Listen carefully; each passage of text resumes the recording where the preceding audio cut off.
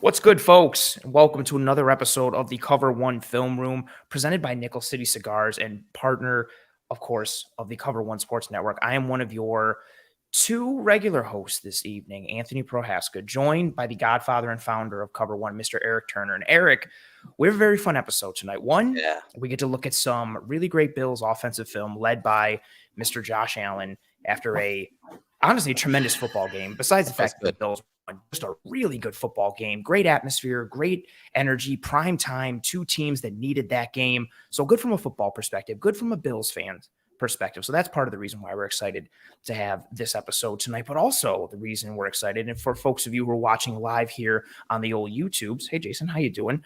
We are joined tonight by Mr. Mark Gaughan of the Buffalo News, someone who, Erik, I know you're very familiar with his work, as am I, highly respected. We're tremendously excited to have you on, and I thank you so much, Mark, for taking the time to join us. Hey, thanks so much for having me. I appreciate it. Thank you for, appreciate you inviting me. I mean, you guys do a fantastic job.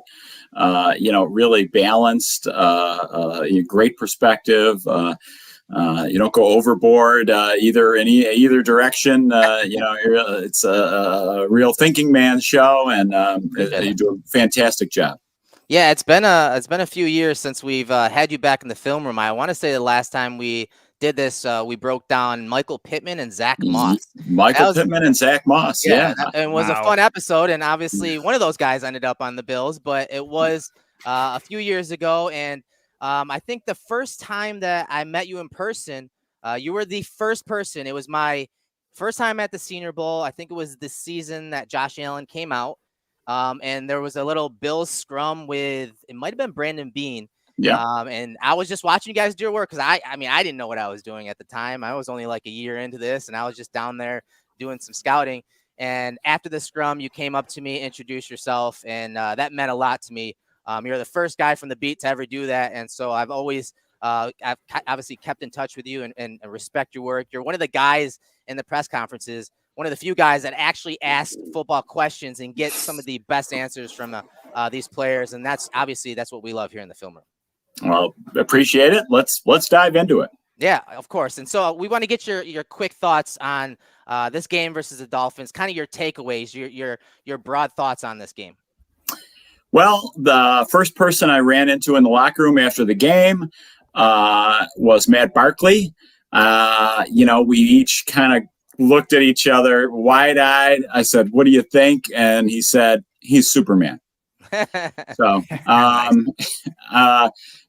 that's number one. That he did put on his cape for this one, that's for sure. Man, oh man, it was. I mean, it was an instant classic. I think it was as good a game as the duel in the snow between Kelly and Marino. That was a bigger game, more obviously a playoff, 44-34, bigger stakes. So that was a better game. But this was as good a game, and huge, just a lot of things to be impressed with. Miami, Mike McDaniel, you got to like him. I mean, he has done a great job. They were ready. They did what they had to do against Buffalo. I thought he was great post game. He said, look, they played 4 snaps of man coverage down in Miami. We can't live with that. You know what I mean? We can't survive if a team is going to do that to us. And really, they contained, the Bills should have won that game. They outgained them 495 to 312 or something, crazy. They knew they had to run. He said, we have to run them out, run them into some single high coverages. And that's what they did.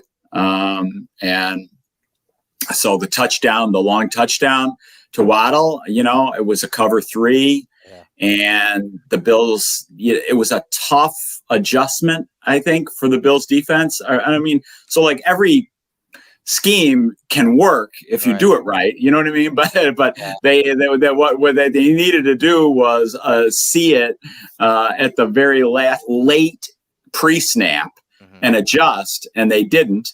And so he got free. But it was a great game, just a phenomenal game. And you got to be impressed with the answers the Bills came up with during the game. The run defense wasn't great, but they did come up with some answers in the second half, and the defense got some stops in the second half, and classic was an instant classic. I mean, we'll be talking about that game for 5 years from now. We'll say, remember that game? Yeah. It's always nice too to have it be a Bills win, so that way you can look back on it and be like, "Remember that game?" instead of being like, "Oh, remember that game?" Like, the Minnesota game. Oh yeah, all these poor games are just so readily available. They'd be like, "What about this bad one and this bad one?" Right. Mark, that was awesome insight from you, right, to lead it off. At the very first piece that you mentioned, you see in Barkley and him saying, in reference to Josh Allen, the Superman reference. Allen put on a cape. He really put this team on his back, especially towards the end of the game with his legs and with his arm. And this was another game where Miami's defense was able to get to him again, albeit in a different manner to a degree than they did in week 3 in Miami. Josh Allen was under pressure in this game for a rate of 37%. But as he did last year, his ability to maneuver in the pocket, his vision, his athleticism, his strength, he's always able to elude pressure. And so while he was pressured at a 37% rate, his pressures converted to sacks was only 11.8, which is tremendous. Well, and he led the league in that category last year. Yep. Yes. And from a volume perspective, he was in the regular season the most pressured quarterback, but his pressures converted to sacks was at 10.8, which was the second lowest out of all qualifying quarterbacks, which is fantastic. Mm-hmm. What were your thoughts on, obviously he erases a lot of mistakes for the offensive line, but what were your thoughts on the Bills' offensive line in this game? And I guess really, how by extension, how does that funnel into your thoughts on the offensive line as a whole this year, who's been very mercurial in their performance? Yeah. I thought just from the eyeball test, the offensive line played better. Maybe I'm just over time getting so used to Josh avoiding sacks that I give the line more credit than maybe they should have. But Spencer Brown obviously has been up and down, has struggled. He's a young guy. He's got talent. They got to develop him. I think they have to give him the full chance to develop. And he's still a young player. You can't, the book is yet to be written on him. I thought, rewatching the game, I thought he played up better. Mm-hmm. He picked his game up. Melvin Ingram, as we know, gave him fits twice last year. Yep. Pittsburgh and Kansas City. It was not good. No. And he single blocked Melvin Ingram a bunch, and he was better. So I thought Spencer was encouraging. Deion, now they did give Deion chip help against Bradley Chubb. Mm-hmm. Some chip help, but Bradley Chubb was not a factor. No. They did a good job on him, and there's a couple. I think one of the clips you're going to show. I mean, Deion is just so damn strong. Yeah, he is. He just stands him up. On Singa, there was no chip. It was a one-on-one. Deion played a good game, and Deion has been now Deion, I think, struggled. The Jets game was not one of his better games, but Deion has been generally rock solid this year, in my opinion. And you'd like to have 3 cornerstones and then just fill in with the other 2. I mean, they've got 2 cornerstones in Deion and Mitch, and I think when Mitch went out, that you saw some problems. Yeah. And, but what do you want? I mean, like if Brandon Beane believes in bringing in backups, if he's got to play backups, he wants them to be experienced. He wants no obvious busts. He doesn't want people falling on their face. So Quessenberry has limitations, as we know. Mm-hmm. You don't want Quessenberry playing tackle in the playoffs. Right. Yeah. Definitely you don't want him kicking inside the guard frequently either. Yeah. I mean, that was the first time he played guard. And, all things considered, for a guy who, had to play guard for the first time since probably August 7th in training camp, he kept it together. I mean, that's one thing you get with Van Roten and Quessenberry and Saffold. They know how to play. So the pass offs, Yeah. they generally stay on the same level. The pass offs, they know what they're doing.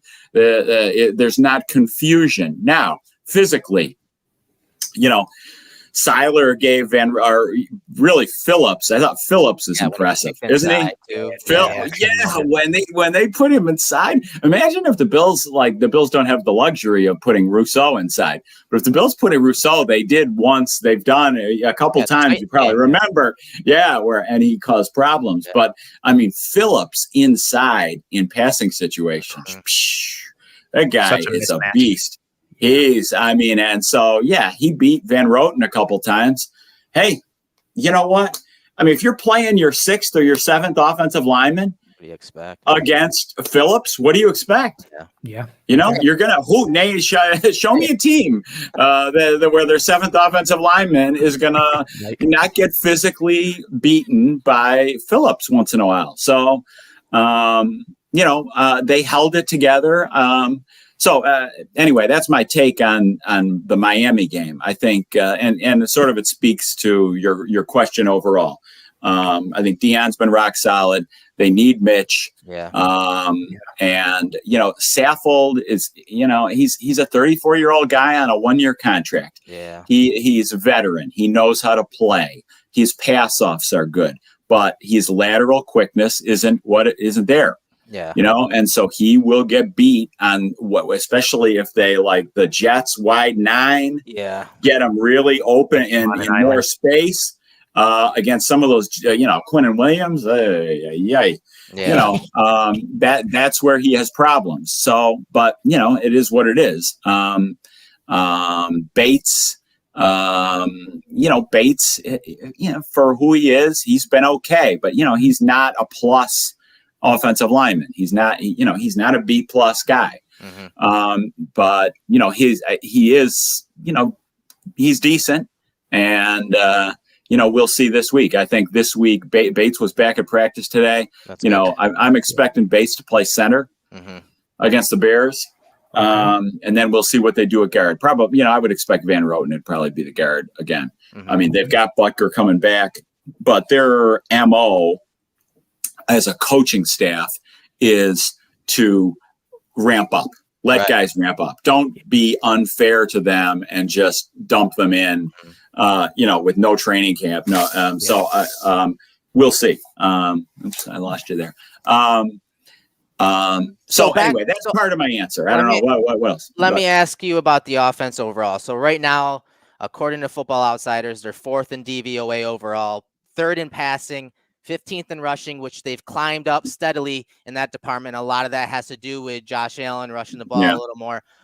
First to second half adjustments have been kind of up and down this year, but overall on paper, first half, they're 2nd in DVOA on offense. In the second half, they're 13th. So in this game, it was that third quarter when we kind of saw that lull. And this happens to a lot of offenses. They're obviously close to home because they're the Bills. With it being so common across the league, what are you seeing specifically in the Bills offense this year when they do hit those lulls? I think it's a multiple answer. There obviously it is. There's no one. It is various factors. I think one issue is protection on the O-line. When they get some bad matchups, they get some penalties. They get setbacks. I'm thinking like the Detroit game, they had some lulls there when the O-line was getting beat. This game, I think, let me check I could share my screen with you and show I don't know, can I do that? Not sure if you're able to on your end. Okay. Well, anyway, just looking at some of the third quarter. Yeah. I mean, I think part of it was related to pressure. Phillips getting a hurry on third down against Van Roten. Bradley Chubb, the 8th drive, that was one he beat Deion, broke free up the middle, and Seiler got a hit on the quarterback. The sack fumble play at the start of the fourth quarter, that was combination O-line and combination Josh hanging on to the ball too long. Beasley was wide open on that. He should. Yeah, exactly. So I think the part one is the offensive line. When it gets some bad matchups, like against the Jets, can have some lulls. Part two is I think Josh likes to push the ball, which is a strength, but sometimes he has. He's had some stretches where I think he could be checking it down better. He checked it down great, the first part of the season when they were really seeing those shell coverages, with Rams, Tennessee. I mean, he was just destroying them, checking it down. I think he's looking for the big play, which is what you want. I mean, it's hard. It's a hard position. And sometimes he gets a little, I think he misses some check downs sometimes. You live with that. Yeah. I think if they're an offense it's weird. They do the extremely hard things very well. And you just want them to do some of the easy things a little easier, True. It's so true. And I've written this, and you guys, I'm sure, have talked about it in one phrase or another, the easy button. So that's one thing that they have lacked when at times during these lulls, finding that easy button for Josh. I mean, a big part of it is personnel. Some of it is Dorsey finding or getting Josh a few easy buttons. I mean, I think, clearly Josh doesn't trust McKenzie as much as he trusted Beasley. Yeah. That's I mean, it's it's not, I'm not knocking McKenzie. He is what he is, you know what I mean? But he's not Beasley as a receiver against zones. Gee, Beasley's got 550 catches in the NFL or whatever he's got. Yeah. Signing Beasley, I think, was a clear, what would they don't need to say anything. They said it all by their move. Yep. They said it by their move. They signed Beasley. You heard Josh Allen talk about it in the pressers about going back to some old concepts, especially in this next portion that we're going to talk about in the red zone, because they were struggling in the red zone for a better portion of the year. And then you heard a few weeks ago, as they started to improve, I mean, over the last 4 games, they were 11 for 13 in the red zone. Josh Allen has 8 passing touchdowns in the red zone. That's number 1 in the NFL, only 1 interception. He has 9 rushing attempts. Again, they kind of started kicking that up a little bit, and he's scrambling a little more if he doesn't like what he sees concept-wise. He has 2 rushing touchdowns in the red zone. So we've heard, you're right, the actions of the moves that they've made.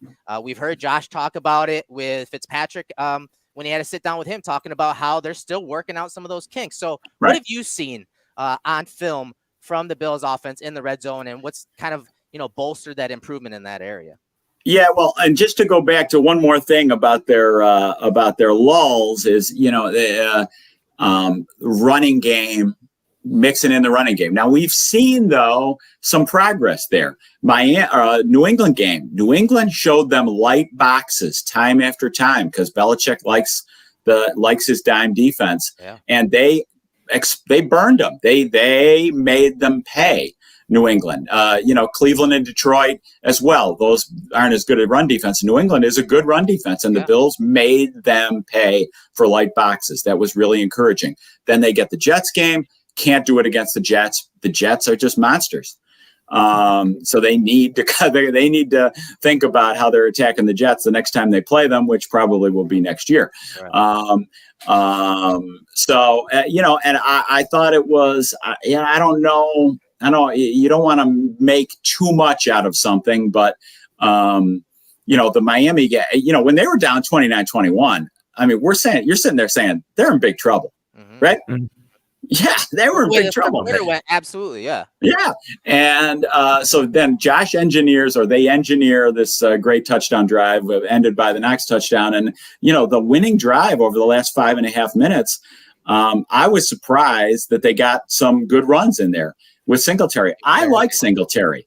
I don't like him enough to pay him a whole lot of money. I don't need him on a second contract. But as a functional player, I think he's functional. I think he ran hard. He ran through a couple of guys. There was a 3rd and 1. He ran through Crossan for the first down. That was good. I think they could be. I think Singletary remains an important player for this last stretch of the season. and they need to keep finding ways to attack. You know, if the Dolphins are in the wide 9, they did that tackle trap play a couple times with Dion, pulling. And that worked actually. So they did it 3 times. They did it 2 times going this way and 1 time going that way. Yeah, they got 8, 7, and 4. Singletary laughed because it was the same play. Yeah. But that was good that they were able to, and they needed to. I mean, that was huge. That was the offense felt like they had control at that moment. Yes. Whether they were passing it in the flurries or running it, they had control. And your nervousness of that third quarter and them being behind a little bit, it kind of just went away because you felt that change in offense and that control and focus, whether it was the pass or the run game. Yeah. So, you mentioned that they've improved in the red zone. One thing, no turnovers.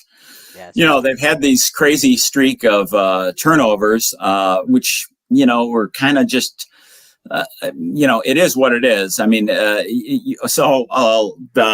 we'll talk about the miraculous, otherworldly touchdown to Cook. Yeah. But so that's the kind of play you live with Josh or Mahomes. Yeah. Mahomes has 11 interceptions too, right? I mean, now I'm not excusing it. You can't have, the interception to Peterson in the end zone, and you can't, not see the Sauce Gardner on the bootleg, and you can't do that. You can't do that. But some of those, sometimes you're going to live with the miraculous Josh and the miraculous Mahomes, and once in a while you're going to pay, and so you hope it doesn't happen too often. But I think Josh's running has helped a little bit. Like I said, against New England, they ran a little better in the red zone. I mean, I really feel like the offense. I don't know if we want to go here, but changes in the offense, running against light boxes have been better. Josh's run game has been critical. Empty formations have helped them in the last 5-6 weeks. Actually, probably a little more than that. The first 8 games. The best game is when you saw 10 players or more in empty a game. Yeah, and the first 8 games they had empty only 38 plays. Crazy. By my count, the last 6 they've had empty 76 plays. Oof. And they were averaging 7.5 yards a play on those plays before this game. And they didn't average quite as much, but they drew 2 penalties and they had the Cook touchdown. So it was still productive. And it's helped a lot in the 2-minute drill too. Yeah, right. They just spread everybody out and Josh can just attack. And I think it helped, and it gave them at least they had no. The Jets again. We don't want to make this a Jet show, but they could not find an answer for the Jets, and at least they went to empty, and now he could have an easier time. Okay, we're not going to target Sauce. We really don't like the DJ Reed matchup. Mosley is a monster. Okay, so we can find somebody, a couple other places to hit the ball, and Josh did it much better. Yeah, and he hit a few passes. He was like 9-11 out of empty against the Jets that game. So they came up with something, a little something, and that's all you needed. I think that, there's encouraging signs. And design in the red zone, finding a little easier, quicker completions in the red zone. I think that maybe at midseason, I know you guys talked about it a bunch. They needed to scheme up once in a while an easy completion. I love the game. The first play. This is not a red zone play, but the very first play of the Miami game. They schemed up a little quick bootleg. Boom, Knox. Okay, 9 yards. Things are going. That's a perfect segue to my next question for you, Mark. Well done. I know you didn't do it on purpose, but it worked out beautifully. Knox was more of a focal point in this game. Quinton Morris got more action. Both of them saw a touchdown in this game. It seemed like more of a concerted effort. Exactly your point. First play of the game, the little, leak out from Knox. He acts like he's blocking releases. Beautiful design. We're seeing easy. Easy. That's an easy button. And then we're seeing formational, help for the tight ends, lining them up as the single receiver in 3-by-1 set, knowing that Miami's going to bring a safety down and try and match him. We saw the Bills spam that matchup and take advantage of that with both targets and opportunities for the tight ends in this game. going forward, how important do you think the tight end position is as far as a chess piece or potential easy button for this Bills offense? And with the success they had in this game, granted it's just one game, and the NFL is such a matchup dependent league, do you think Ken Dorsey builds upon the success the tight end grouping had in this game against Miami going forward? I think yes, I think as long as the protection, they feel good about the protection. I think Knox in some of these matchups, especially that stretch where they had Quessenberry playing tackle, they needed the jam by the tight end before he leaks out. And that doesn't limit him from being in the pattern, but it limits, how quickly he's getting downfield. Route tree. And, right. Yeah. And so they've had some games where the tight end has had to do a lot of jamming before he gets in his route. Now, if Spencer Brown and every team does that, it depends on the matchup, and going forward, we'll see, not every team is going to, you're going to have two ends that you're really fearful of. So, yeah, I think the answer is yes. I think chess piece, I think we saw a great way that Knox, Knox isn't Knox is an excellent tight end. I like him. I think it was great that they signed him to an extension. I think I love guys who have talent, who are have athletic score, good athletic scores. I like talent and hard work will beat hard work, right? So he's got that juice. I don't think he's there's not many tight ends who create their own shot. Kyrie Irving, who are,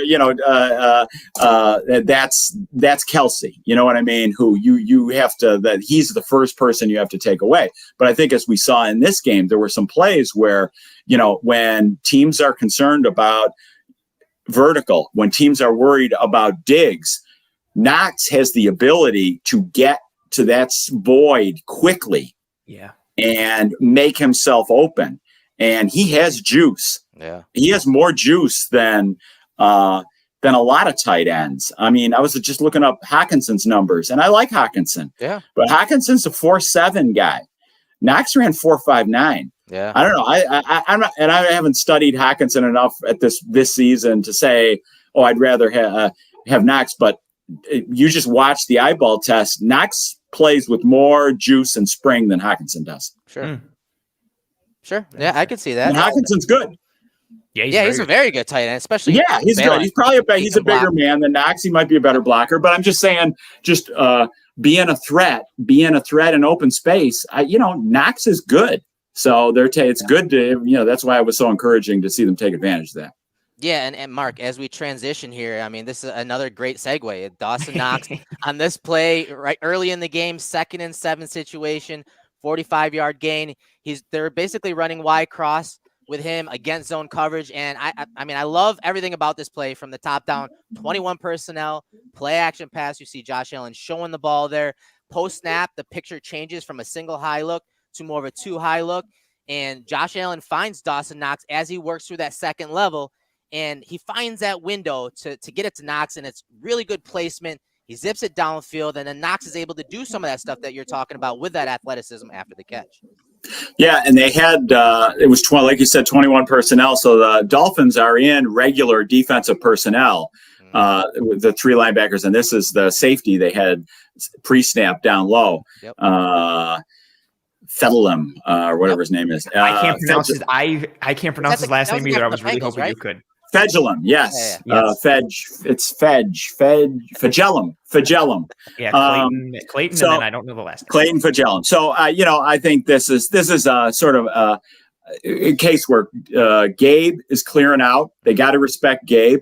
The void is there. The void is not there for long. God, this is, Josh Allen. Josh Allen makes this look easy. Sure. And, he makes the window look bigger than it was because he threw it with anticipation.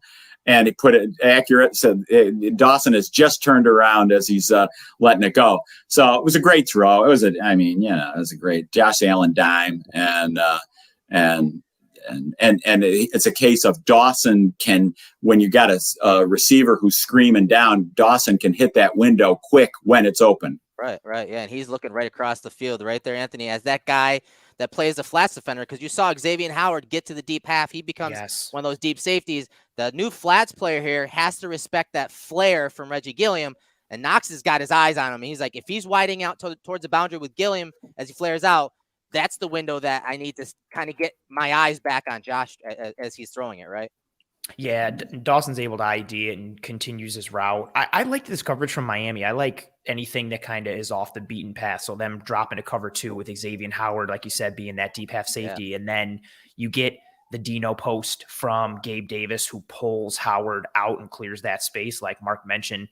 And then nice little route from Gabe Davis there, sells it, takes upfield, and Josh just hits it perfectly timed. And again, like the segue was beautiful. Mark is talking about, the speed and the juice that Dawson Knox has and that athleticism that he has. And you see it on this play. Like he breaks 2 tackles in one shot, is able to hurdle and get upfield. And the Bills had some success in this game out of 21 personnel in the under center play action game on sail concepts and working that intermediate. So yeah, overall, very nice play from the Bills early in this game. And you guys talked about it, and, the tight ends and getting them involved and how it's going to, helps this offense. Here's another play, and Josh just reminded me of like a point guard on this play. So they have a 3-by-1 formation to the top of the screen, nub tight end set right here to the bottom. Morris is flexed out here. He has Javon Holland, one of the best safeties in the game right now, coming down on him. And I like the little motion from Motor Singletary. Identifies this as straight man coverage. You see his defender, number 42, sliding with him again. And Morris wins early in the route here, Mark. And I would even say he's open, especially the fact that he's running the corner here. Josh has a spy on him. He gets outside the pocket because he sees a soft edge with Jalen Phillips kind of getting inside. He has an option route or an angle route to Motor here, but he gets outside the pocket here, which Josh wants to do more times than not, and then just throws a dime to Morris here. I want to get your thoughts on that throw, the placement of it, but also maybe Morris's role going forward. Yeah, I wouldn't, there's only one ball and a lot of weapons. So I don't know.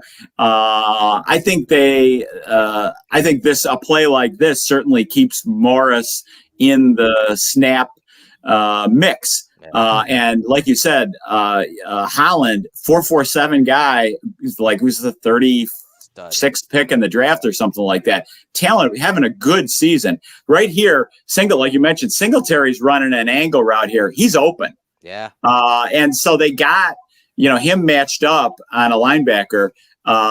If Josh sits in there, he's got him. I think Josh probably felt like you said, like he wasn't sure that Spencer was going to hold him off. Right. So he's let me get outside. If he had stayed there, he had Singletary open too. But it was good design because you got the running back against the linebacker, and you got your tight end. And here's another one. I mean, Josh's accuracy on the move, he makes that throw look so easy.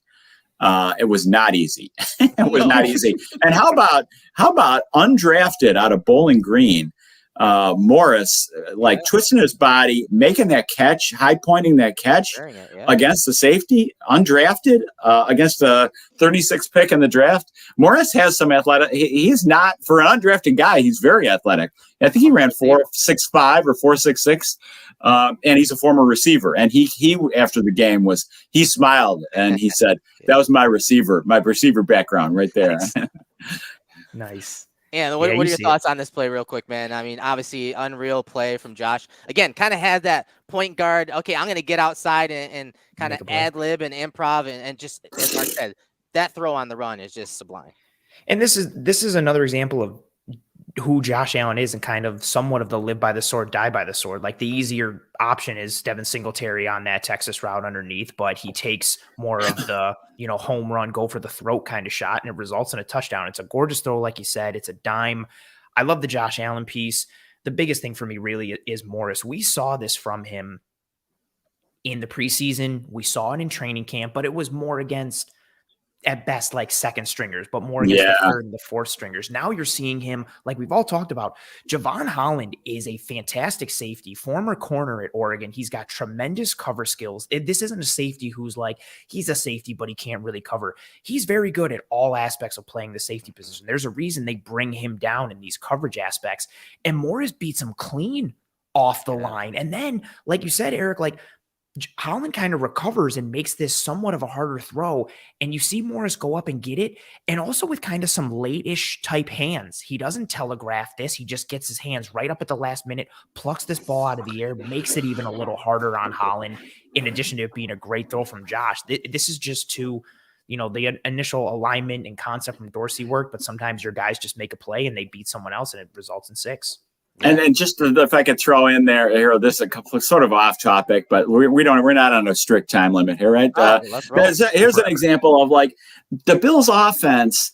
Like Dable just did an unbelievable job teaching Josh how to win from the pocket, teaching Josh how to win from the pocket late in the down. Josh has just developed to be able to throw on rhythm, unbelievably great. Better than anybody could have scouted and expected, but the Bills still aren't.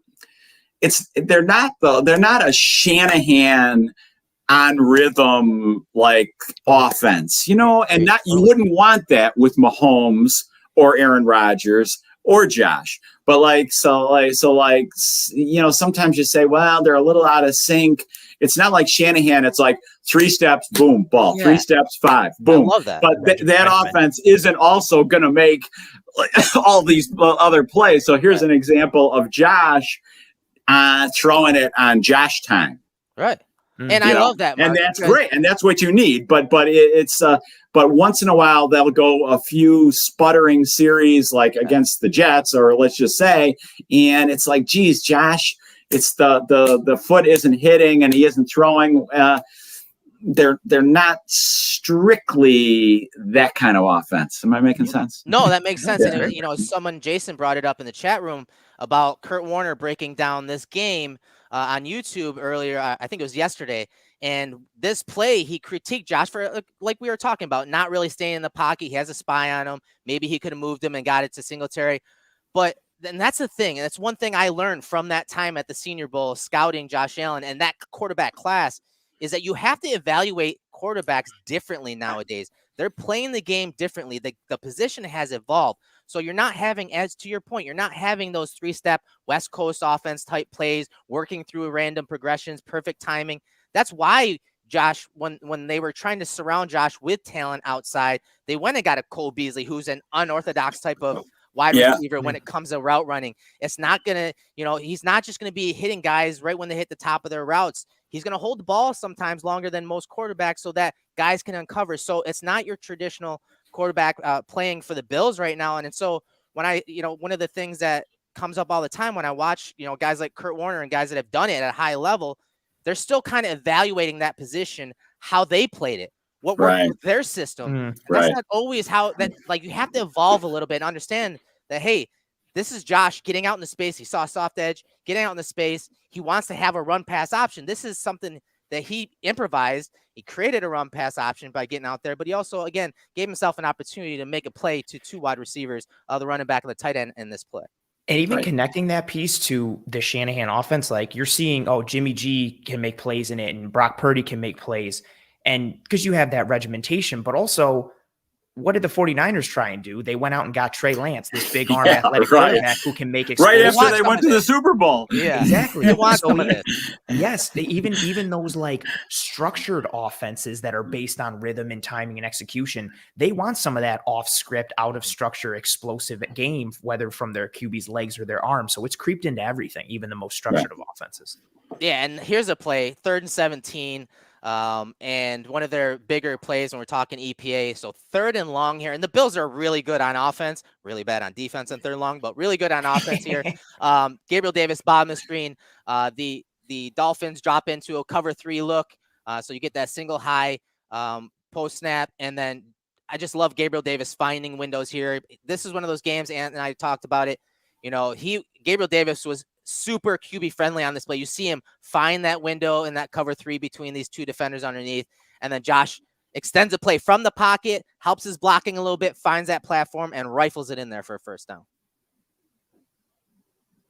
Yeah, no doubt about it. I mean, he knew it was zone. Nobody followed, the man in motion.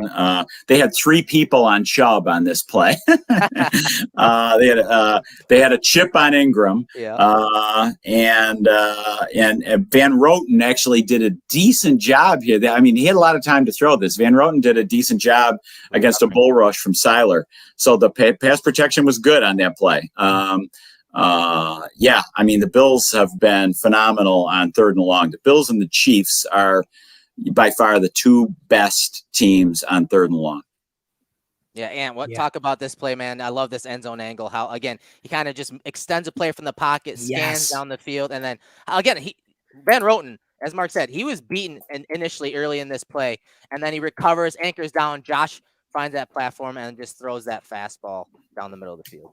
Yeah, I like how he obviously, he anchors down and is able to stop Seiler's momentum, but then Josh helps him out just a little bit. He kind of sets up Seiler a little bit so that way he can step, boom, right there. You mentioned that little hop step. It gets Seiler to commit to the right, almost like a running back setting up their block at the second level, and Josh just steps to the left, and now all of a sudden he's created a nice clear window and lane for himself because, like you've mentioned, or like you've highlighted here, Dawkins and Saffold are on Chubb on the left. Morse has secured his man. Now you have, it's not a perfectly round pocket, but it's a clean platform and area for Josh to look downfield. And great piece from Gabriel Davis too on this route. He paced this route well. He had multiple gear changes from him. He sells the post well before he sits in between the 2nd and 3rd level. So he releases, you get a gear change right there. You get another gear change again as he starts to hit the post. And then all of a sudden he settles down and he sits, and there's so much space. And what's also nice about this as well, initially within this coverage, Josh looks to that right a little bit, and that post safety, McKinley from Oregon, it causes him, as you're going to highlight him, boom, he drives over there because who's over there? Mr. Stephon Diggs. And so it's just the slightest glance from Allen manipulating things a bit, gives a little more space to Gabe Davis. And again, this is 3rd and 17. Like, this is a huge momentum piece for an offense and a backbreaker. That noise right there from Mark, that's the noise that Miami sideline makes when they give it up, and you're just like, demoralizing. It absolutely is demoralizing when they can convert like that. Yeah, I just looked out. The Bills are 14 of 41 on 3rd and 10 plus. That's 34.1%.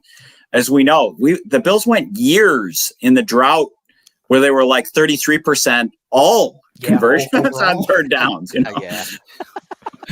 No doubt about it. They're really good, again, on offense when it comes to 3rd and long. Defense, not so much. Next play, 1st and 10 situation.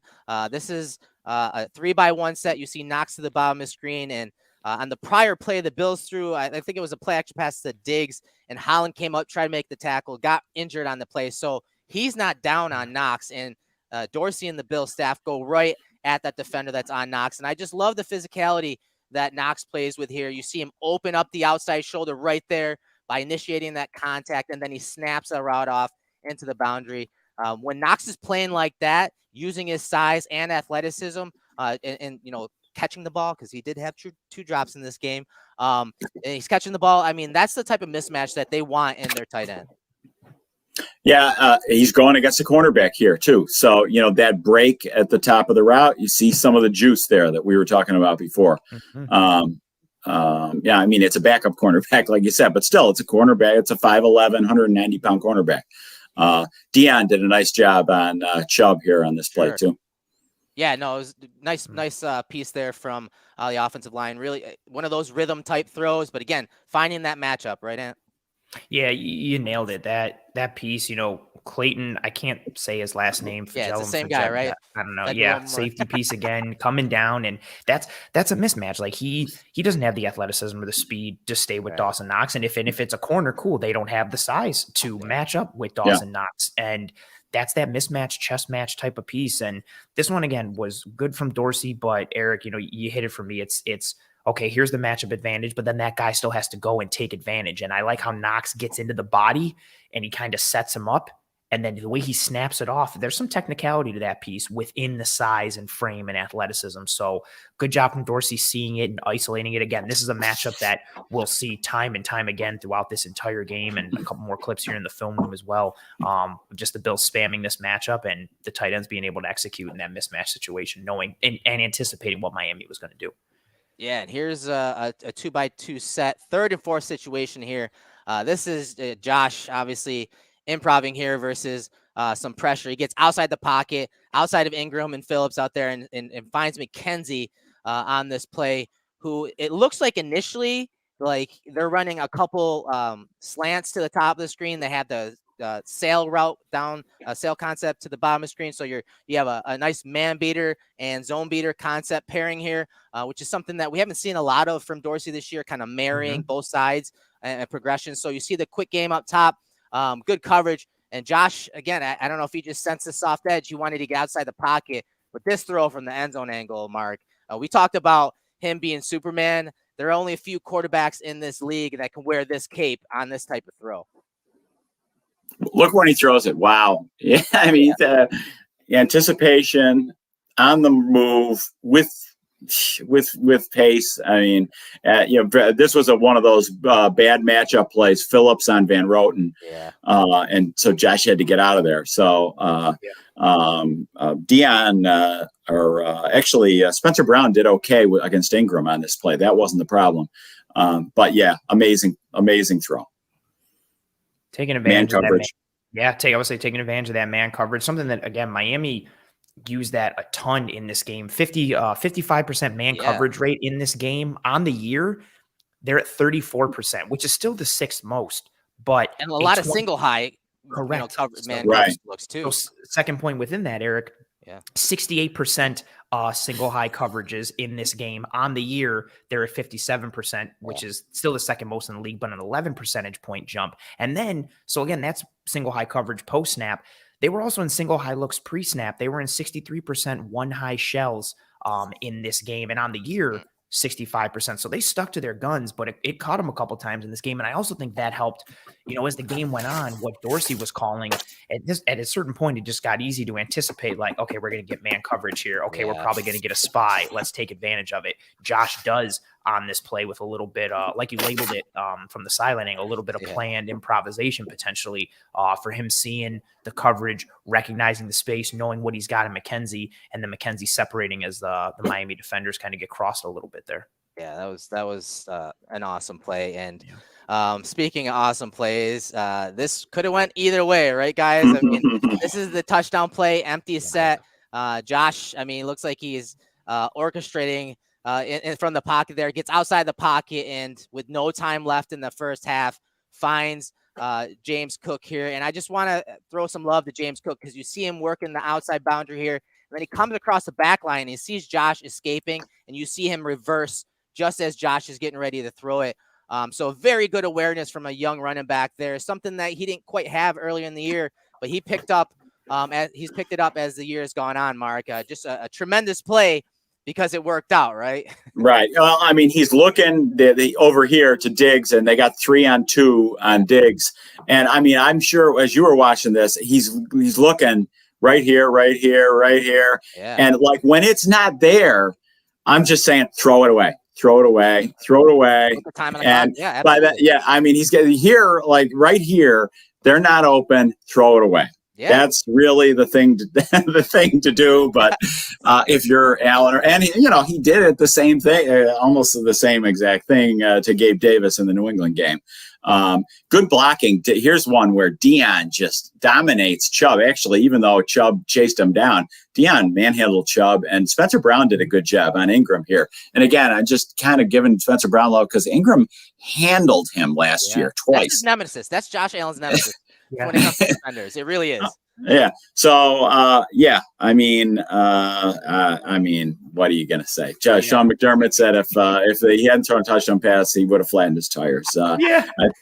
So crazy. I do think though, like you got to give Cook, like you mentioned, for a rookie, some credit for knowing how to play. Yeah. How to play, and they had Cook on. I think that's Baker, so that's a good matchup for the Bills. And what are your thoughts on this play, man? I mean, it just Josh Allen at his finest because it worked, right? I love all the little like breadcrumbs that are a part of it. I love Cook uncovering. I love Watch that. the hand here. Yeah, he does. He does a good job. Watch Again, it. Josh Boom. holds the ball here for like 4.5, 5 seconds. So like that's hard for any offensive lineman to stay on their block for that long. Eventually somebody's going to get free. But yeah, Cook uncovers a smart, heady play. I mean, he's so comfortable out in the route distribution, and you know, whether it's running a route or being QB friendly with his experience and he came at back Georgia. For it, right? He came back to the ball. Yes. Not only does he uncover, he comes back for it. Amazing. And just makes a nice, secure play. Like that's super heady and super intelligent from a rookie. We're starting to see more heady plays from James Cook as the season has gone along, of him starting to kind of find his legs a little bit mentally in terms of figuring the game out. And yeah, they bracket Diggs in man coverage, and it creates some opportunities on the other side. And huge risk, huge reward. Live by the sword, die by the sword with Josh Allen. Yeah, they tried getting Cook a couple times on that drive, back-to-back plays. They got him on a go route versus Baker, which was tight coverage. That one is more of like a weak side option play between him and Knox, and it was shut down. I want them to hit it one time. They tried it against Tennessee as well, and Cook went down. I just want one time, and it's gonna be like a 50-yard boom play, just once. So back to almost like the first play of the game, 21 personnel, and a play action play here, another sail concept, a little of a blown coverage here with a pressure look, but Josh, again, Superman eludes that pressure and somehow musters up enough power to throw this ball to Dawson Knox, who's wide open down the field, Mark. Yeah, Seiler beat Saffold pretty cleanly here. This is that lateral quickness that we were talking about. That that's the weakness. Mm-hmm. So Josh gets out of there, and I mean, this is just another. Oh my God, it's like the McKenzie play, only better. Yeah, because he's going to his left. I mean, crazy. He fumbled. He bobbled the snap too. Yeah, and you're right about 92 right there. Saffold's quick out of his stance, right, Ant? But what happens when you go to two-hand punch? Sometimes it leaves an offensive lineman vulnerable, and you saw Saffold get smoked right there. It's similar to, it's funny. There's a lot of parallels between offensive line and defensive line play as it is with wide receivers and corners at the line of scrimmage and release packages and things. And same thing with a corner. Like if you go for that two-hand jam and you miss, you're off kilter and off platform and you can get beat. I actually, ironically, the very first play we showed on that Y cross to Knox, Saffold used a similar aggressive set, and he got on Seiler right away and took him out of the play. And he tries it again here. This time Seiler's ready for it and just hits him with that quick arm over, and he's done. And then here's what's so impressive. Under center play action. This is part of the reason some quarterbacks don't like it. Ben Roethlisberger was one of those guys. He hated turning his back to the line of scrimmage. Josh turns his back, turns around to face the line of scrimmage, and he's got Seiler right in his face. But it's cool. Deion Dawkins helps a little bit. Josh adjusts, erases some of that pressure, gets outside, and right before Phillips can get to him, just a beautiful ball to Dawson Knox on a really fun concept. Again, 21 personnel run and sail concept from the under center play action piece. Just a lot of good execution design. Right. The Dolphins sent 6 on that play. Yeah. And, I wonder if because the Dolphins blitzed, they blitzed 29% in week 3. They did have some success.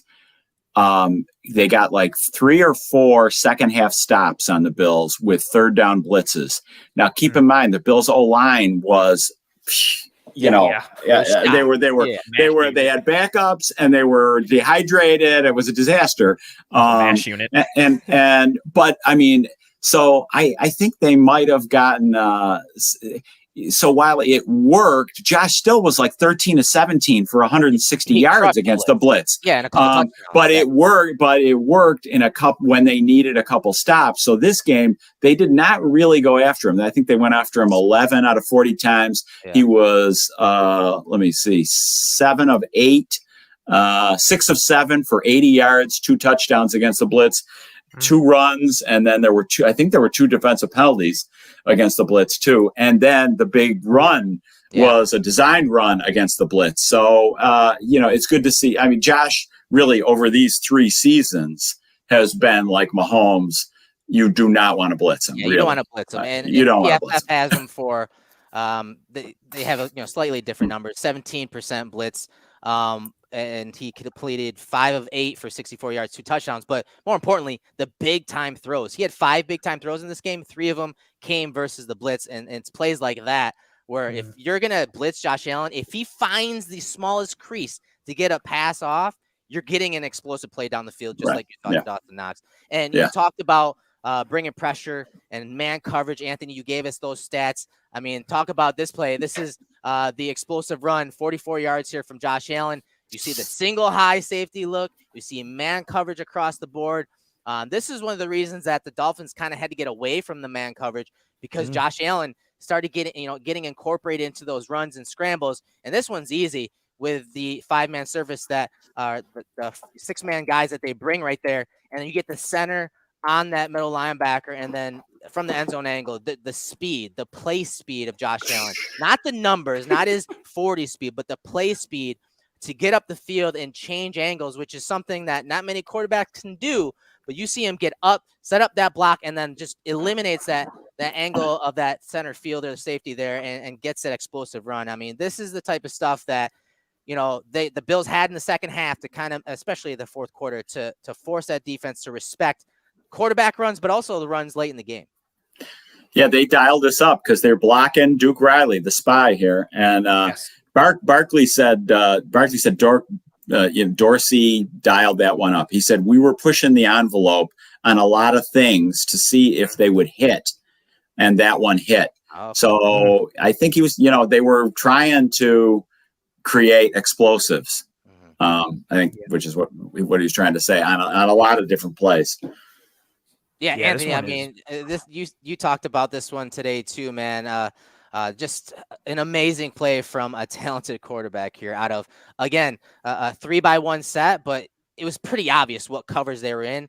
And a lot of times, even going back to the Dable days, right? Like whether they're running or passing it, they like to use man coverage against defenses. Oh yeah. Whether it was with the man beaters or Cole Beasley running some kind of option route or Josh Allen's legs, like this is the downsides to playing straight up man coverages. I mean, it's the reason we talked about it with the creation and prevalence of the odd mirror package that the Bills used against the Chiefs. The reason that gained speed at Georgia is because of their answer to getting beat by mobile quarterbacks, like when they were trying to go with 2-man on third downs. And this one was just beautiful. I love the call and the dialing up from Dorsey, like Mark mentioned, because this was a point, Erik, like we've mentioned it so much in this game. And just watch right here, if I can interrupt, just watch on the replay. McKinley, the safety, doesn't even touch him. Doesn't get a hand on him here. So go ahead. I'm sorry to interrupt you. No, go ahead. I love it. His angle, exactly your point, it gets erased a heartbeat. He's coming from depth. Granted, he's, a depth guy and not a regular starter, but his angle gets erased in the blink of an eye, and he should be able to have him dead to rights. And Allen just he plays with that game speed, Erik, like you mentioned, and makes Miami pay in a look that they showed this. How many times were we seeing man coverage with a single high safety and a spy? Like that's what Miami was going to over and over again. And this is so beautiful to invite that rush, because at this point too, this is after the Jalen Phillips strip sack. Miami's front was feeling themselves a little bit. They were kind of pinning their ears back and going after Allen. So you invite that rush. They run a game, Erik, like you highlighted on the right side, with Wilkins and Phillips, that honestly works. And Phillips is close to Allen, but Allen's athleticism and speed allows him to get through that gap and get upfield. Just pulls away from him. Phillips goes down. And then, like Mark mentioned, like that design from Greg Van Roten, like immediately drop a little bit and then get out to the spy. He cuts off the angle from Duke Riley, so Riley has no shot to make this play. So Allen beats the angle of Jalen Phillips at the line of scrimmage, beats the angle of the linebacker spy there, Duke Riley, with some help from Van Roten, and then just beats McKinley on his own once he gets to the third level, just making the defense pay for something that they wanted to live in. This was beautiful. You knew what Miami was going to do. You knew how to play their tendencies against them and take advantage of it. And this was Dorsey kind of going to Allen down the stretch with the, in case of emergency, like break glass, release Josh Allen's legs. Yeah. And just again, it's those cat and mouse games that Dorsey talked about, how they had to kind of counterpunch each other throughout the game. And this is a coverage from the Dolphins on this touchdown to Dawson Knox that, Mark, you brought up earlier, how the Dolphins wanted to have a safety over the top to help. They want to have the numbers. They want to have the 3/2 advantage to the top of the screen with Diggs out wide. Diggs is running an under route. You get a little out route, corner route from McKenzie in the slot. Then you have a backline out route from Dawson Knox. Shows some tremendous ability in his route running here. But you can see as soon as the ball snapped, Josh is looking to the top of the screen, seeing how this is developed, seeing the leverage of these defenders out here. But more importantly, he's seeing that this safety is going to help out on Diggs when he runs that under route. So that leaves Dawson Knox one-on-one. You see him peek inside before he snaps it off along the back line. Again, finding the matchup. Dawson Knox in the red zone, in man coverage. This is what you want from the Bills offense because, again, it makes them so much more difficult to defend when they're getting the ball to Gabriel Davis in the red zone, Dawson Knox in the red zone, especially in man coverage like they did on this play. Yeah, and this is a cornerback, Justin Bethel, again, a backup, but he's a cornerback who Knox is, out quicking, which is great to see. I mean, the back line, this end zone angle, just hits the nuance in this route. We talked about the physicality earlier, but the using of the eyes, the fact that he uses eyes to sell that in route is just something that this is one of his best routes of his career. And, this is the same play that they ran against the Steelers in week 1 last year, but it was the Gabriel Davis, same exact concept where Davis scored along the back line. But this type of nuance is something that we want to see Knox continue to develop, right? Yeah, and I also like he pairs it with, that inside release to give himself more space when he hits that out. And like you said, he lies with his eyes and his head, the deception in this route. He gets to the goal line here, and you see the body lean and the direction, and especially because Bethel is in trail, all of a sudden he's got hands on hips. So look at boom, amazing freeze frame. Bethel is literally reading the eyes, which is a mistake if you are a defensive back. And he's like, oh, cool. He's going to go on the inside. And then Knox is like, psych, breaks it off again, like he did earlier in the clip that we showed on that out in the 3x1 and just wide open. That's wide open in the NFL. When you can create 2 to 3 yards of separation at the top of your route, that's so quarterback friendly. It's so helpful. And again, paired off of what did we see earlier in the red zone with? Okay, Miami went man with a spy. They bracketed Diggs. Same thing on this play. I think this play was called with some of that anticipation. And Erik, this goes back to something that when we did the red zone breakdown earlier in the year for our One Pass members, we broke down a lot of the struggles in the red zone. And one of them was not getting enough players out into the route distribution and also who was getting out into the route distribution. So they would only send 3 players out. Dawson Knox would be kept in blocking. Yes, exactly. And now in this game, we get the opposite. We get the chess pieces getting put in these scenarios where they have the advantageous matchup and they spam it over and over again. And we see the increase in red zone efficiency versus what we saw earlier in the year. Yeah. And here's go ahead, Mark. Yeah, and the spy there, that's the upside and the downside of the spy. I mean, you have to, in the low red zone, you almost have to spy Josh, or there's a great temptation to, but he's not rushing and he's not covering anybody. So and Mark, this is a great point because you see Javon Holland is the spy, so that's not Holland on Dawson Knox. Right? That is again, you pick your poison. And Holland, he was victimized this game. He had Quinton Morris touchdown. The touchdown to Hines was Holland's fault too. There was supposed to be a banjo coverage between Dawson Knox and Hines, him and the other safety, but Holland stayed with Knox, preoccupied by Knox instead of peeling off and going to get Hines for the touchdown. So, I mean, you're right. The spy here, okay, you're going to spy Josh Allen. You're taking your best player on defense, pretty much. Your best player. You're not putting him on Dawson Knox here. Instead, you're putting Justin Bethel, as you said, Mark, and that ends up 6 points in favor of the Bills. But if you put Justin Bethel as your spy, Josh might just run him right over. Pick a poison. What are you going to do? Yeah, it's nice to have a quarterback like that, huh? And speaking of, big plays from Josh Allen, this was that drive that obviously, Josh kind of willed the offense. Like he was going to do whatever it took to get into the end zone and to get this 2-point conversion. Empty set here. You get 2 down blocks at the point of attack by Knox and Dawkins, but the Dolphins do a good job, and Holland's right there at the point of attack. You see the pull from GVR and Saffold there. But Josh, he senses that these guys are going to muddy up. He can't just run these guys over. So he wants to go up and over. And so he does before that contact's even made, and he's able to get the ball in the end zone there. Just incredible will from the big quarterback here, right, Mark? Yeah, a famous Buffalo high school coach once told me it takes two things to be a good football player: good feet and courage. And this was courage by the quarterback. No doubt about it. Anthony, I'll show it from the top angle here. Obviously not down the pylon, but this is just your best player putting the offense on his back and making a play to get this 2-point conversion, man. I literally wrote in my notes that I wrote, forget the technical stuff about this play. This is just Josh Allen being better than everybody on the field. Yeah. And that's all it is. Like, and if you can't go through them, go over them. We've seen this from explosive running backs over the years, that goal line jump. But how many quarterbacks can pull this? He jumps from like the 3-yard line to the goal line. And again, like you said, it's all muddied. Miami plays this well. Saffold pulls, but he gets cut. The inside is muddy from Holland, and the interior, like, there's nowhere to go. He can't get outside. You got the I think his name Ginkle highlighted there. He cuts Saffold, so he cuts off the outside. There's nowhere to go. So Allen's only option is literally to put on the cape and fly over everyone like Superman. And we've seen so many plays in this game where it's just because you have a special guy. And yes, you have to allow that guy to be special. But sometimes the easy button is just Josh Allen being better than everybody else, and it was on that play. And that was huge, especially coming back from commercial break, and everybody's cheering because they changed it. Like, just what a wild moment. Yeah, and so now we're deep into the fourth quarter. The score's tied at 29, 5:56 on the clock. 1st and 10 situation. The Bills take over the ball deep in there with their backs to the end zone.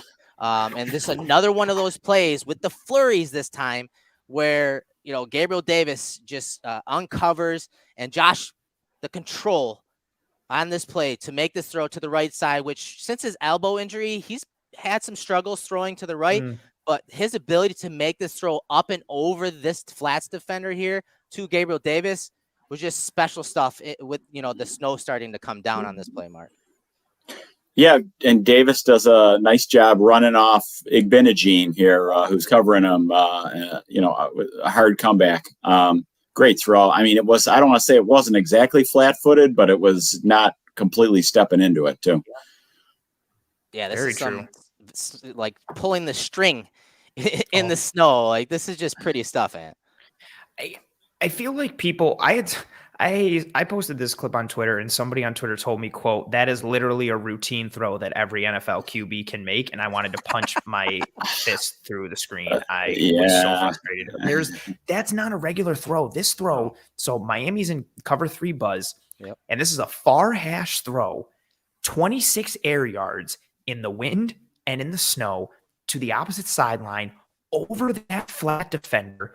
And he throws it right as Gabe Davis is coming out of his break. Like, so you've got the timing, you've got the accuracy, you've got the layering. You can't just laser this throw. And also, if you put too much air under it, there's a chance you can lose control of it with what the weather was looking like. And this is a completion you need to make. I also shout out to the ball boy in the back of the end zone. Yeah, if you go back, he throws the ball in the air and loses it in the wind and then has to track it down. I feel so bad. Tracking it down. So that starts us out on a good note. And then Allen just finishes it. That's a special throw, right? That's not even on a regular day, a far hash throw to the sideline, 25 air yards. Again, that's 26 air yards from a downfield perspective, not even calculating the distance from the hash to the sideline. Like it's blowing right to left on the screen here. So he's throwing that into the wind. It almost looks like it's coming across the screen here. That was a huge, and again, this is early in this drive. This starts it off on the right foot. You get an alien throw from a unicorn, and it gets you started and gets you in a rhythm. And he made several plays like this on this drive, and really just, Hank Stram matriculated the ball down the field for that game-winning field goal. Yeah, and I think this is the final play of this breakdown. And I put this in there, again, same drive, but the poise. This is I talked about earlier, like, when he started this drive with a throw like that, they mixed in some runs. It just felt like they were just going to, as you said, matriculate it and work their way down the field. My anxiety kind of went down a little bit. And this is a mesh concept. They actually haven't run this all that often this year. But I just love Josh's poise on this play. You see him look out to the rail route from the running back. That's the first read. Again, he's got the snow coming down. He's waiting for the mesh concept between Gabriel Davis, Stephon Diggs coming across the field there. And he just waits because he's got that spy sitting right there. They have the spy Riley on him again. So he's just waiting for his number 2 in this progression to clear Stephon Diggs. And he does. And Josh is able to find him to move the chains on 3rd and 3. So this is a big play. Good progression work from Josh Allen from the pocket with the snow coming down. And we got Duke Riley, spy in the middle of the field, standing, taking up space there again. But again, on 3rd and 3, you kind of have to have a spy on Josh. And it's Howard was the cornerback on the play. They had a bunch, so Howard had to be a little off coverage. I think the little risky, pressing Diggs in a bunch coverage is too much, because if he gets away from you, you're gone. So. Yeah, good work here, right, Ann, on the progressions. And again, we chart most of these concepts and plays, and this is not one that they had a lot in this season, but they got the man coverage look. As Mark said, that bunch really forced Howard to be in off coverage and have to lose leverage just based on the formation, and he's got to work all the way across the field again with the turf and the snow accumulating on the turf. Yeah, the footing's not easy, and this is the old proverbial adage too, like when the footing isn't secure, the offense has the advantage because those players know where they're going, whereas the defenders are more reactionary by nature. And beautiful man beater concept. Mesh is fantastic for that. You hit that underneath drag route because that corner, covering him, in this case, Xavier Howard, gets kind of caught in the wash a little bit, trying to follow that drag route underneath. And Allen's just able to sit. He gets enough time. He's got Duke Riley as the spy in the middle. He just waits till Diggs clears, goes through his process, and executes. This is a good job from Josh maintaining poise like he had labeled and getting this 3rd down conversion. But also, again, what do we have here? We have a single high safety. We've got a spy. And we've got man coverage. Miami kept going to this. And this drive, Dorsey played to his advantage. He was like, okay, I think they're going to keep running this concept and this coverage on the back end, and they kept doing it. And whether it was with mesh or whether it was with dart, those 3 plays in a row, the Bills took advantage of it and played their tendencies against them. And, it's nice to have things working from a design perspective and play call perspective, coupled obviously with the execution on the field from Diggs and the supporting cast and Josh Allen and just all those pieces. And again, led to a huge field goal and a huge win for this Bills team. Yeah, and great game management at the end. We got to shout out the staff for doing that, because again, from the beginning of that drive to the end of it, they were in total control of the situation, total control of the offense. So shout out to them executing in that manner. Because there was time when Motor could have scored. I was like, just get in there. Yes, I don't care the weather. Just get in there. I wanted him to lay down. I was cool with it. And then, then of course my nerves calmed down. I'm like, okay, I get it. And they executed it. So good stuff from obviously Josh Allen, the Bills offense, and good stuff from our guest, Mark. Man, we appreciate you joining us in the film room. But before we get you out of here, let everyone know where they can find you on social media, what content you have going on coming this week. Yeah, well, we have. I'm on Twitter at GG Gone, like going gone. And in the Buffalo News, we've got a Bills story 365 days a year. I write a column that it runs every Wednesday on digital, Thursday in print, and then I do a sort of a X's and O's preview of the upcoming game that runs Thursday in digital and Friday in print. No, we appreciate it, Mark. We're going to do this again, hopefully in the playoffs. We get you back in the film room. It's always been fun. We will obviously see you for the Senior Bowl here in a few weeks too, down in Mobile. Always a good time. It's a great event. And so we'll catch up with you down there. How's that sound, brother? That sounds great. Great job, guys. My pleasure. Thanks so much for having me. Thank you so much, Mark. Merry Christmas. Yep. Tremendous guest. Yeah, man. Good stuff. Really pretty good streak. The guests that have been rolling through the film room, and you got some good guests, and you're always going to get good. Actually, I would say great breakdowns here in the Cover One film room. So great, Erik, that you can almost bet on getting those great breakdowns. And if you were going to bet, where would you?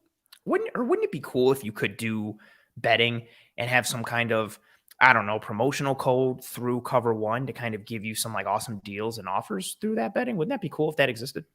That was a very good segue, and let's listen in to Greg break it down for us. Hey guys, Cover One is excited to announce our new partnership with BetUS. BetUS has a live wagering on all major games, the best betting variety in the business, and an easy deposit and withdrawal process with the fastest payouts in the industry. Our loyal Cover One fans get a choice between 2 exclusive offers, either a 125% sign-up bonus on your first deposit up to $2,500 or a free $50 bet with no deposit required. Just use promo code COVER1 on the links provided in the show description below. BetUS, where the game begins. Good stuff. We appreciate Greg doing that, because when we're doing, hour and 15-minute show, when we're breaking down plays like that, we kind of get a little winded. We want to have a little drink, and so it was nice of Greg to record that for us. But yeah, get to BetUS and get in there and, place your bets, use Cover One there. And obviously we also got to give a shout out to our sponsor, Nickel City Cigars, right too, Ant? Oh, absolutely. This is a partnership that we continue to champion, not just because, of the sake of the partnership, but because of who they are, being veterans and how they have taken a niche approach to the cigar game, similar to what we've done here at Cover One, and their new age approach to kind of an old school, theme and thing, like the cigar aspect, and just the local craft beers that they have, and the whiskeys and the liquors that they got there, and just even the ease of everything. How you can go in and use promo code COVER1 and get yourself 20% off your order, or you could use it on their website online and have it delivered to your door, or pick it up in store, or have a smoke and a drink and watch any one of the games that are on TV, because they got TVs set up all over the place. They have a really good vibe going on down there. It's awesome. And again, it's a partnership that one of the cool things about being a part of this brand is the relationships that you build. Yeah. And, having a partnership like this is something that we tremendously value here. So major shout out to Nickel City Cigars. You can find their information in our episode show notes.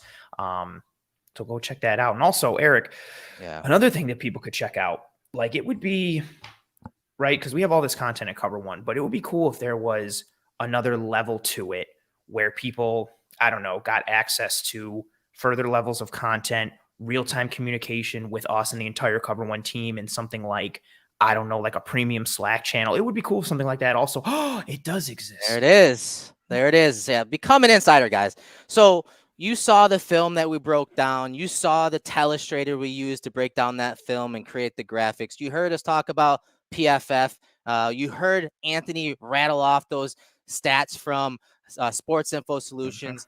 All of these memberships and access and tools that we use and talk about during the show is brought to you from our insiders. It's because of you guys and supporting us. If you become an insider, you'll get a decal, you'll get a t-shirt, and we're going to change that every single year. So each year you'll get a different look. But as Ann said, you get in-depth breakdowns, scheme and player breakdowns. You're going to have a bunch of scouting reports and analytical articles coming as the draft is around the corner. But more importantly, as Ann said, the community. Like the people, like they're family now. All of the people that become insiders get that Slack channel invite, and we talk football in there all day. We have film room channels. There are all different types of channels that we engage with you guys all day in.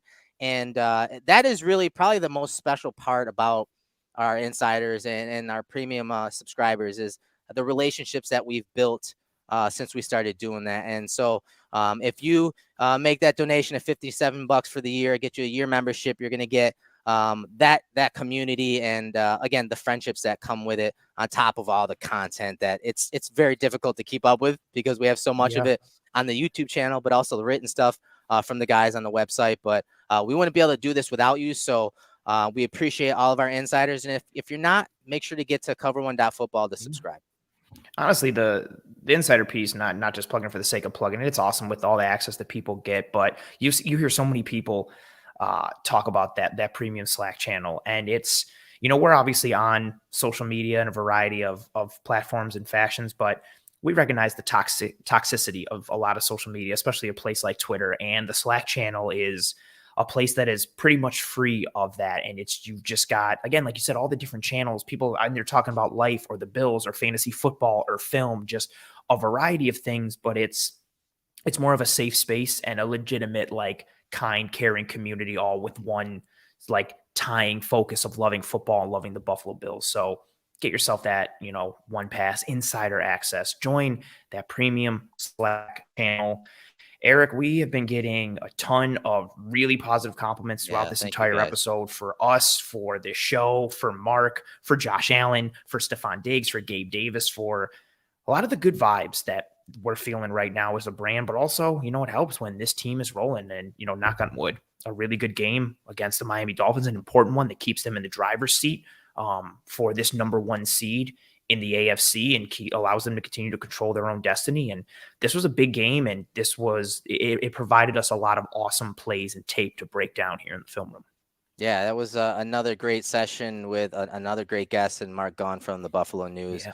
Again, one of the few beat reporters that ask really good questions and gets very good answers, mainly football related, not talking about stuff, the auxiliary stuff and nonsense that, with clickbait type stuff. Like, he gets down to the nitty gritty, which is why, again, I've always gravitated towards his work and his analysis, and I was excited to have him in the film room. Yeah, absolutely tremendous guest, and continues on this string of tremendous guests with us here in the film room. But folks, as we start to wind down here and say our goodbyes before anybody leaves, we're still rocking strong at over 180 live viewers right now. If you have not dropped a like on this episode, please, please, please, and thank you, do so right now before you leave us here. The algorithm, from behind the scenes perspective, skews heavily towards the videos that get liked. So it does us a lot of good for this show, for the entire brand, the entire team.